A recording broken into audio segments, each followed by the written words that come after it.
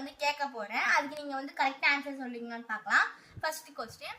ஒரு 60 காக்கா 60 நிமிஷத்துல 60 குட்டி போட்டுச்சா.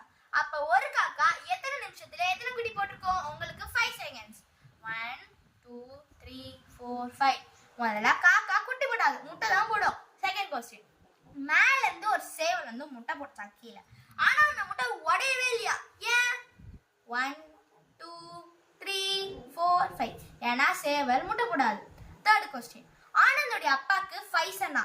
ஃபர்ஸ்ட் பையன் பேரு 11, செகண்ட் பையன் பேரு 22, தேர்ட் பையன் பேரு 33, ஃபோர்த் பையன் பேரு 45. அப்ப ஃபிஃப்த் பையன் பேர் என்னன்னு சொல்லுங்க. 1 2 3 4 5.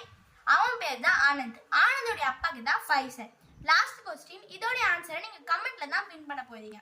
ஒரு பஸ்ல 4 மெம்பர்ஸ் இருக்காங்க.